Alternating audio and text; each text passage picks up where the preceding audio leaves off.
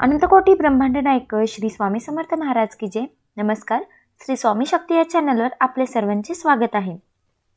सर्व पितृ अमावस्या अतिशय महत्त्वाची आणि खूप मोठी अमावस्या आहे आणि ती येत्या 21 तारखेला आहे, म्हणजे उद्या आहे।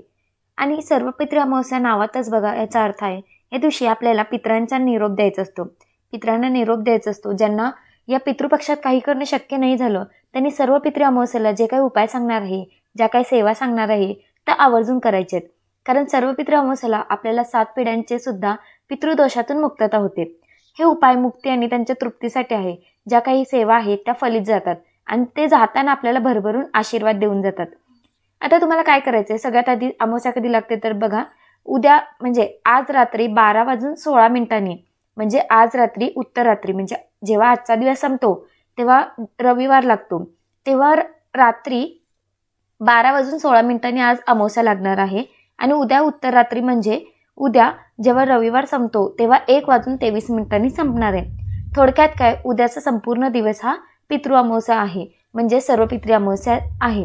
उद्याचा दिवस म्हणजे सर्व पितृ अमावस्या हा दिवस आपल्याला पितरांच्या सेवेसाठी समर्पित करायचे। अगदी उद्या आपल्याला पितरांसाठी तर्पणविधी, होम हवन असतो, पण असे बरेच काही लोक आहेत, बरेच काही पितृ आहेत ज्यांना कोणी तर्पणविधी करत नाही, ज्यांच्या नावे कोणी अन्नदान करत नाही, ज्यांच्या आत्म्याला शांती मिळावी म्हणून कुठलीही सेवा करत नाही, त्यांच्यासाठी सुद्धा आपल्याला उद्या सेवा करायची।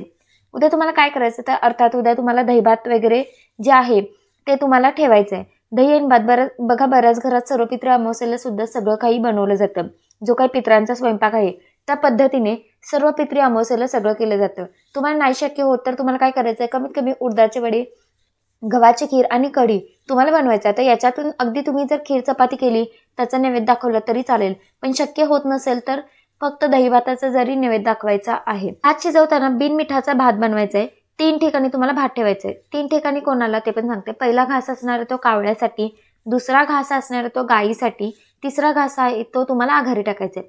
3 घास घ्यायचे, म्हणजे एका वाटीमध्ये अशा 3 वाट्या घ्यायच्या, त्याच्यामध्ये तुम्हाला 3 भात घ्यायचे आणि त्याच्यावर प्रत्येक भातावर, प्रत्येक वाटीवर तुम्हाला थोडे थोडे काळे तीळ टाकायचे आणि प्रत्येक भाताच्या वाटीवर तुम्हाला ते ठेवायचे। आणि हे तुम्हाला कधी करायचं तर तुम्हाला 12 ते 12:30 1:30च्या दरम्यान तुम्हाला हे सगळं करायचं आहे। मग तुम्ही म्हणाल की आमच्याकडे कावळा नाही किंवा कावळा आमच्याकडे येत नाही, तरी सुद्धा कावळ्याचा घास तुम्ही काढून ठेवा। मग तुम्ही तुमच्या बाल्कनीमध्ये ठेवू शकता, नाहीतर मग तुमच्या घराच्या छतावर तुम्ही ठेवू शकता।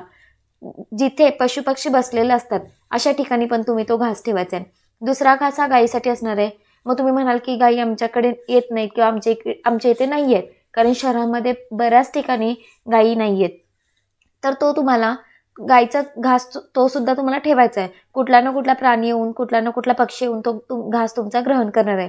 थोडक्यात काय, गायीच्या नावाने तुम्ही घास काढून ठेवणार आहे, पण ती नक्कीच तो गायी घास ग्रहण करणार आहे। त्याचबरोबर तिसरं येतं जी आघारी। एक बुट्टी घ्या किंवा घमेले घ्या किंवा तवा घ्या, तव्यावर किंवा त्या बुट्टीत तुम्हाला गायीच्या गोवऱ्या टाकायच्या आहेत आणि त्या गोवऱ्या भरपूर असं तूप टाकायचं, भीमसेनी कापराने त्या गोवऱ्या प्रज्वलित करायच्या। चांगली आग तयार झाली की आघारी घराच्या बाहेर द्यायची असते। घराच्या बाहेर तुम्ही ते बुट्टी किंवा जे घमेल आहे ते ठेवायचं। तुमचं तोंड दक्षिण दिशेला असलं पाहिजे, दक्षिण दिशेला तुम्हाला तोंड करायचंय आणि जेवढं काही तुमचे दिवंगत गेलेले आहेत तो दही आणि भात एकत्र करायचा आणि प्रत्येकाच्या नावाचा घास टाकायचा। मग काही ठिकाणी याला घास टाकणं सुद्धा म्हणतात, काही ठिकाणी याला आघारी म्हणतात। तुम्हाला समजलं असेल कसं करायचं। प्रत्येकाने घरातल्या कर्त्याने केलं तर अतिशय उत्तम।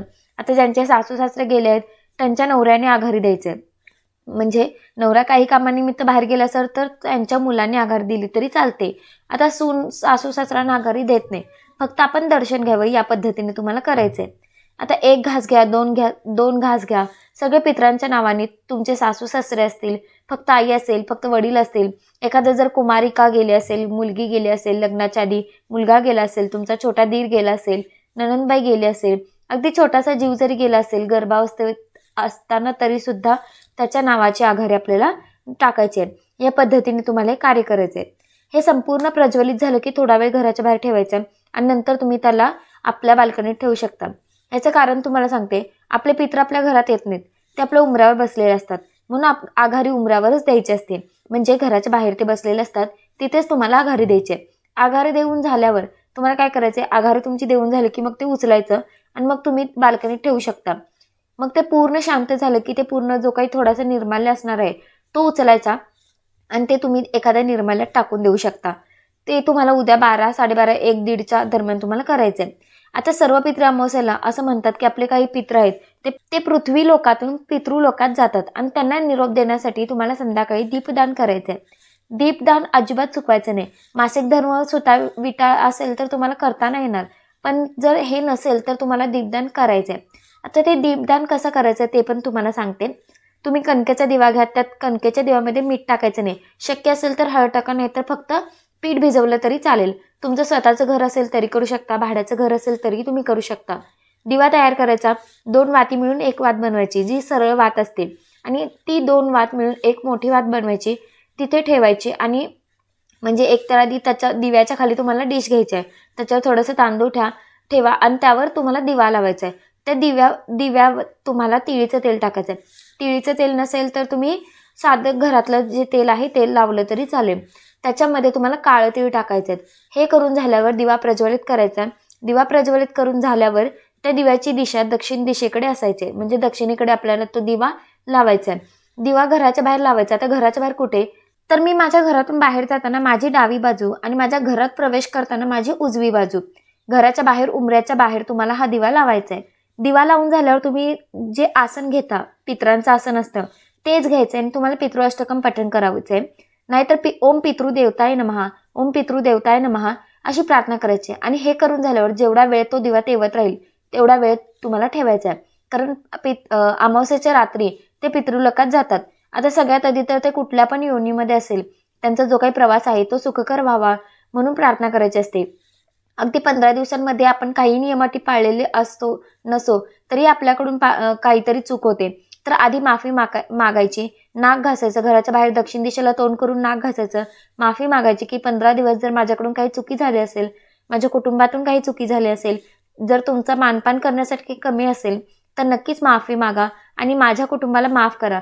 आमचं काही चुकलं असेल तर माफी करा आणि तुमची कृपा आशीर्वाद आमच्या भोवती नेहमी असू द्या, माझ्या कुटुंबाभोवती नेहमी असू द्या.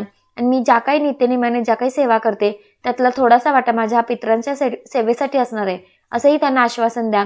त्यांची माफी मागावी आणि तुमचा सुखकर प्रवास व्हावा अशी परमेश्वराला सुद्धा प्रार्थना करावी. विष्णू भगवानांना प्रार्थना करावी, म्हणजेच काय, नारायणाला प्रार्थना करायची, शंकरांना प्रार्थना करायची, कारण ते पितरांचे सुद्धा देव आहेत. आणि जसं मी तुम्हाला सांगितलं, आता दिवा शांत झाल्यावर अगदी ते रात्री 12पर्यंत जरी तो तेवला तरी चालेल. त्याच्या आधी शांत झाला तरी दिवा लगेच उचलायची घाई करायची नाही. दुसऱ्या दिवशी तुम्ही सकाळी, म्हणजे जेव्हा आपण घटस्थापना करतो त्याच्या आधी तो दिवा तुम्हाला घंटागाडीमध्ये टाकायचा आहे. हा उपाय करायचा आहे. हा उपाय सर्व पितृ अमावस्येला सगळ्यात प्रभावी उपाय आहे.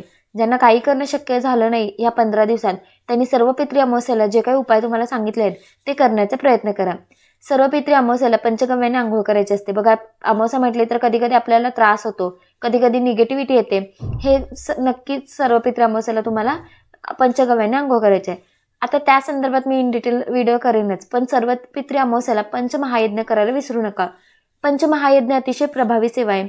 हे केल्याने नारायण नागबली सुद्धा करायची तुम्हाला गरज पडत नाही. आता पंचमहायज्ञ कसं करायचं थोडक्यात सांगते. तुम्ही 1 चपाती गायला काढून ठेवा, कावळ्याला 1 चपाती काढून ठेवायची. तुमच्या घरात कोणी येणार असेल त्याला थोडंसं तुम्ही खाऊ घालायचं आहे. बिस्किट द्या, चॉकलेट द्या, मुंग्यांसाठी साखर घाला आणि सकाळी उठल्या तुम्हाला अग्नीला सुद्धा नैवेद्य दाखवायचा आहे.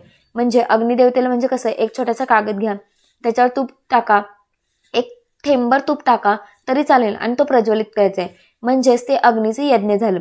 अशा पद्धतीने तुम्हाला 5 यज्ञ तुम्हाला करायचे आहे. आणि नक्कीच सर्व पितृ अमावस्येला शक्य असेल तर नक्कीच संक्षिप्त श्रीमद भागवत ग्रंथाचं पठण तुम्हाला करायचं आहे. या दिवशी जास्तीत जास्त दानधर्म करण्याचा प्रयत्न करा. नक्कीच पितरांची तुमच्यावर कृपा असणार आहे आणि पितरांनी निरोप देताना तेवढ्याच आनंदाने उत्साहाने द्यायचे आहे. त्यांच्यासाठी दररोज प्रार्थना करायची आहे आणि प्रत्येक प्रार्थनेमध्ये त्यांना आठवायचे आहे. तर झालेली सेवा मी महाराजांच्या चरणी रुजू करते आणि आजचा व्हिडिओ मी इथं संपवते. जर व्हिडिओ आवडला असेल तर व्हिडिओला लाईक करा, शेअर करा, चॅनलवर नवीन असेल तर चॅनलला सबस्क्राईब करा आणि व्हिडिओ कसा वाटला तेही कमेंट करून नक्की सांगा. तोपर्यंत श्री स्वामी समर्थ.